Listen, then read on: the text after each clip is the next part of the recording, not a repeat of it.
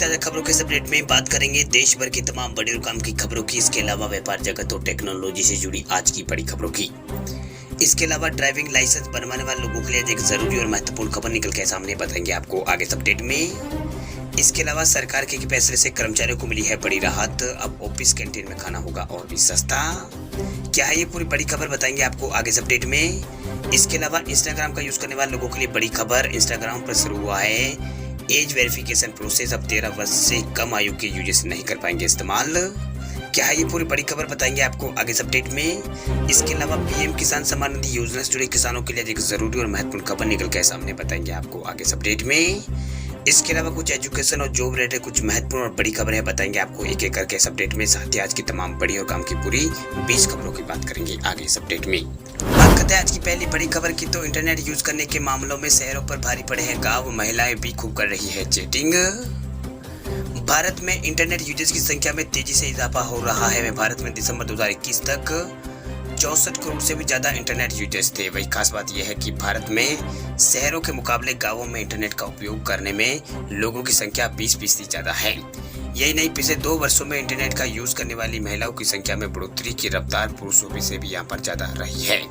वह डेटा और market research करने वाली फर्म नेशनल के भारत 2.0 इंटरनेट स्टडी नामक एक सर्वे में ये तथ्य सामने आया है। वह फर्म ने दिसंबर में यहाँ पर जो सर्वे किया था, जिसमें देश भर में यहाँ पर 27,900 घरों के 1,10,000 सदस्यों को इस सर्वे में यहाँ पर शामिल किया था। इस सर्वे सितंबर 2021 से दिसंबर 2021 के बीच किया गया था।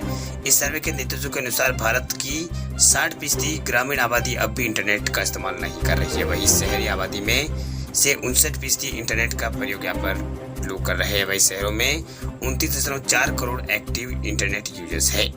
वही liveme.com की रिपोर्ट के अनुसार 12 साल से अधिक उम्र के एक्टिव इंटरनेट यूजर्स की संख्या भारत में यहाँ पर 59 करोड़ से भी ज्यादा रही है। 2019 के मुकाबले इसमें 37% बढ़ोतरी यहाँ पर हुई है। ग्रामीण इलाकों में एक्टिव यूजर्स पे जो है वो यहाँ पर 45% यहाँ पर बढ़े हैं। तो वही शहरों में ये तेजी यहाँ पर 28% रही है। वही पिछले 2 वर्षों में महिला इंटरनेट यूजर्स की संख्या में जबरदस्त बढ़ोतरी हुई है। इस मामले में उन्होंने पुरुषों को यहाँ पर पीछे छोड़ दिया है। 2 सालों में इंटरनेट यूज करने वाली महिलाओं की संख्या में 61% का उछाल यहाँ पर भारत में आया है, जबकि पुरुषों की संख्या में इस अवधि में केवल 24% यहाँ पर इस अवधि में यहाँ पर बढ़ोतरी हुई है। चलिए बात करते हैं अगली खबर की, तो इंस्टाग्राम पर शुरू हुआ है एज वेरिफिकेशन प्रोसेस। अब 13 वर्ष से कम आयु के यूजर्स नहीं कर पाएंगे इस्तेमाल।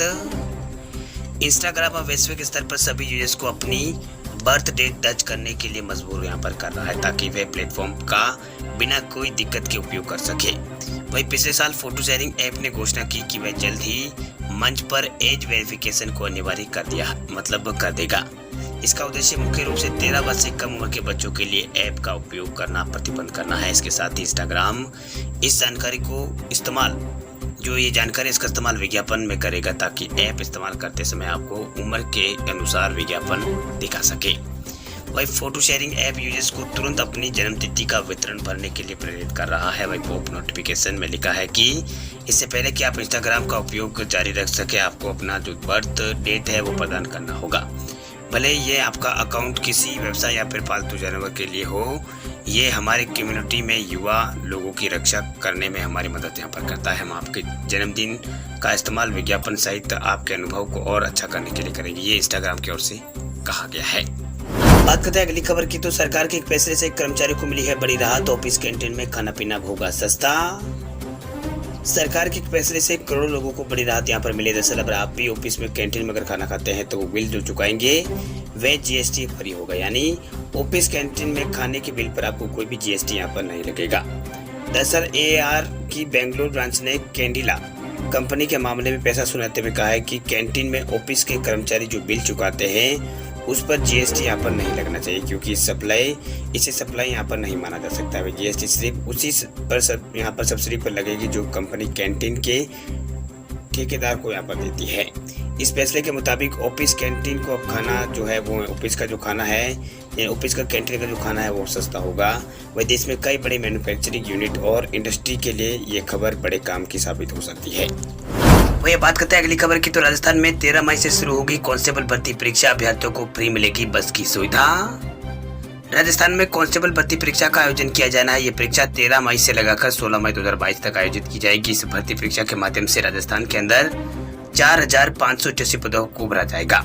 वह राजस्थान पुलिस कांस्टेबल भर्ती जो परीक्षा है उसमें शामिल होने के लिए 18,86,000 से ज्यादा अभ्यर्थियों ने आवेदन किया है। खास बात यह है कि इस भर्ती परीक्षा में शामिल होने के लिए एडमिट कार्ड दिखाने पर परीक्षा के एक दिन पहले और एक दिन बाद तक यहाँ पर राजस्थान रोडवेज की बसों में जो किराया है वो माफ रहेगा। ये नियम पूरे राजस्थान में लागू होगा।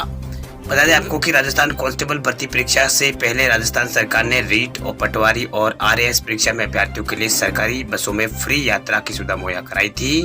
अब एक बार फिर से अभ्यर्थियों की संख्या को देखते हुए फ्री बस सुविधा यहाँ पर दी गई है। इसके साथ ही राजस्थान सरकार ने अभी से यहाँ पर परीक्षा के जो सफल आयोजन के लिए जो तैयारियां है वो शुरू कर दी। आपको बता दें कि एडमिट कार्ड जारी करने से पहले राजस्थान पुलिस विभाग ने आधिकारिक वेबसाइट police.rajasthan.gov.in पर डिस्ट्रिक्ट लोकेशन देखने का लिंक यहाँ पर जारी यहाँ पर कर दिया है। यहाँ पर अभ्यर्थी एप्लीकेशन नंबर और डेट ऑफ बर्थ सबमिट करके अपने परीक्षा केंद्र की लोकेशन चेक कर सकते हैं। खास बात यह है कि राजस्थान सरकार द्वारा पहली बार नकल रोकने के लिए परीक्षा केंद्रों पर जैमर यहाँ पर लगाए जाएंगे। जो कैमरे हैं वो यहाँ पर लगाए जाएंगे। इसके साथ ही यहाँ पर जो पूरे जैमर है वो लगाए जाएंगे। इसके अलावा यहाँ पर पूरे जो परीक्षा केंद्र है वहाँ पर सीसीटीवी कैमरों की निगरानी भी यहाँ पर रहेगी। वो ये बात करते हैं अगली खबर की, तो व्हाट्सएप यूजर्स के लिए खुशखबरी, रिएक्शन फीचर को व्हाट्सएप ने किया है रोल आउट। व्हाट्सएप यूजर्स के लिए बहुत ही अच्छी खबर निकल कर सामने आई। दरअसल व्हाट्सएप की तरफ से लंबे इंतजार के बाद व्हाट्सएप रिएक्शन फीचर को रोल आउट कर दिया गया है। अब इस बारे में व्हाट्सएप की जो कंपनी है मेटा, उसके सीईओ मार्क जुकरबर्ग ने अपने फेसबुक पेज पर ये जानकारी यहाँ पर दी है। वही जुकरबर्ग ने बताया है कि 5 मई 2022 से व्हाट्सएप पर रिएक्शन फीचर को रोल आउट करना शुरू यहाँ पर कर दिया गया है। व्हाट्सएप की तरफ से शुरुआत में 6 इमोजी रोल आउट यहाँ पर किया गया है, जिसमें थम्स अप और दिल, हंसने और सरप्राइज और दुखी और थिंक्स जैसे इमोजी यहाँ पर शामिल है। वही मार्क जुकरबर्ग ने ऐलान किया है कि आने वाले दिनों में कुछ नए इमोजी को भी यहाँ पर लॉन्च किया जाएगा। दरअसल व्हाट्सएप रिएक्शन फीचर जैसा कि नाम से मालूम होता है कि किसी भी चैट पर बिना टेक्स्ट मैसेज के इमोजी की मदद से आप जो रिएक्शन है वो शेयर कर सकते हैं। जो आपका इंप्रेशन है वो आपको इसमें आप शेयर कर सकते हैं। बात करते हैं अगली खबर की, तो केंद्र सरकार ने ड्राइविंग लाइसेंस के नियमों में किया है बड़ा बदलाव। अब नहीं देना होगा ड्राइविंग टेस्ट। 2 पहिया और 4 पहिया वाहन चलाने वाले लोगों के लिए खास खबर। दरअसल हाल में ही सरकार की तरफ से ड्राइविंग लाइसेंस बनवाने के नियमों में नया बदलाव यहाँ पर किया गया है। यदि आप भी 2 या फिर 4 पहिया वाहन चलाते हैं तो इसके लिए आपको यहाँ पर लाइसेंस बनवाने के लिए आपको क्षेत्रीय परिवहन कार्यालय यानी आरटीओ जाने की आवश्यकता नहीं है। दरअसल अब लाइसेंस बनवाना बहुत सरल हो गया है। केंद्र सरकार ने ड्राइविंग लाइसेंस बनवाने की शर्तों में नया बदलाव यहाँ पर किया है। दरअसल ड्राइविंग लाइसेंस के जो नए नियम 2022 है, इसके तहत अब ड्राइविंग टेस्ट की आपको आवश्यकता नहीं पड़ेगी। वे कहते हैं सड़क परिवहन और राजमार्ग मंत्रालय ने ड्राइविंग लाइसेंस प्राप्त करने के नियमों में संशोधन किया है। दरअसल जो ड्राइविंग लाइसेंस के जो नए नियम 2022 है वो जुलाई से लागू हो चुके हैं, जिसमें राज्य परिवहन प्राधिकरण या फिर केंद्र सरकार द्वारा केवल निजी ड्राइविंग केंद्रों को ही संचालित करने की अनुमति दी गई है। इसके अलावा यहाँ पर सड़क और परिवहन विभाग के नियमों के अनुसार जिस राज्य से मान्यता प्राप्त ड्राइविंग परीक्षण केंद्र में परीक्षा उत्तीर्ण की है, उसी ड्राइविंग यहाँ पर लाइसेंस के लिए आवेदन करते समय आरटीओ में ड्राइविंग टेस्ट देने की छूट यहाँ पर दी गई है। इसका मतलब यह है कि आपको आरटीओ ड्राइविंग टेस्ट नहीं देना होगा। निजी ड्राइवर प्रशिक्षण केंद्र प्रमाण पत्र आपके ड्राइविंग लाइसेंस का एकमात्र आधार होगा। इसके अलावा हर 5 साल में संस्थान को अपनी मान्यता का नवीनीकरण करना होगा। वही परीक्षण प्रक्रिया को मजबूत करने के लिए ड्राइविंग संस्थान राज्य परिवहन प्राधिकरण द्वारा निम्नलिखित बिंदुओं की जांच करने के बाद मान्यता प्राप्त यहाँ पर कराता है। इसमें एक यहाँ पर कई तरह के नए नियम यहाँ पर जोड़ दिए गए हैं, जिसमें ट्रेनर के पास हाई स्कूल डिप्लोमा और कम से कम 5 साल का ड्राइविंग अनुभव होना चाहिए। इसके अलावा परिवहन प्राधिकरण के पाठ्यक्रम के अनुसार उच्च गुणवत्ता वाले ड्राइविंग ट्रैक परीक्षण भी करना चाहिए। वही बात करते हैं अगली खबर की, तो हरियाणा सरकार ने शुरू की है ई अधिगम योजना। 3 लाख स्टूडेंट्स को मिले हैं टैबलेट। अब हर रोज मिलेगा 2 GB डेटा। हरियाणा सरकार ने 5 मई को अपनी महत्वाकांक्षी ई अधिगम योजना शुरू की है। इसके तहत 10वीं और 12वीं कक्षा के सरकारी स्कूलों में पढ़ने वाले विद्यार्थियों को करीब 3 लाख टैबलेट्स बांटे गए। ये उपकरण पर्सनलाइज्ड और लर्निंग सॉफ्टवेयर के साथ प्री लोडेड कंटेंट और 2 GB मुफ्त डेटा के साथ आते हैं। वही सरकार का इरादा 10वीं और 12वीं कक्षा के 5 लाख विद्यार्थियों को उपकरण देने का है। हालांकि सरकार ने कहा है कि कक्षा 11 के विद्यार्थी 10वीं कक्षा की बोर्ड परीक्षा पास करने के अगले वर्ष की अर्हता प्राप्त करने के लिए इसे प्राप्त यहाँ पर करेंगे। वही मुख्यमंत्री मनोहर खट्टर ने रोहतांग में यहाँ पर महर्षि दयानंद विश्वविद्यालय में अनुकूल मॉडलीय योजना के साथ सरकार की आगामी डिजिटल हरियाणा पहल शुरू करने के बाद कहा कि अगले साल से 9वीं से लेकर 12वीं तक के सभी कक्षाओं को कवर यहाँ पर किया जाएगा। बात करते हैं अगली खबर की, तो पीएम किसान सम्मान निधि योजना की 11वीं किस्त का इंतजार कर रहे किसानों के लिए बड़ी खबर। 11वीं किस्त का इंतजार हो सकता है लंबा, इस महीने के अंत तक आने की है उम्मीद। प्रधानमंत्री किसान सम्मान निधि योजना की 11वीं किस्त का इंतजार कर रहे लोगों को अभी और इंतजार करना पड़ सकता है। दरअसल खबरों के अनुसार ये इस महीने के आखिर तक पात्र किसानों के खाते में जो 11वीं किस्त है वो पहुंचेगी। वही पिछले साल भी सरकार ने मई में ही यहाँ पर किस्त ट्रांसफर की थी। इस साल केंद्र ने KYC की अंतिम तिथि को 31 मई रखी है, इसलिए कयास ये लगाए जा रहे हैं कि अगली किस्त उसी दिन या फिर उसके बाद यानी जून के महीने में किसानों के खाते में आएगी। वही सरकार ने इसे लेकर अभी तक कोई ऐलान यहाँ पर नहीं किया है। हर वित्त वर्ष की पहली किस्त अप्रैल से जुलाई के बीच यहाँ पर भेजी जाती है।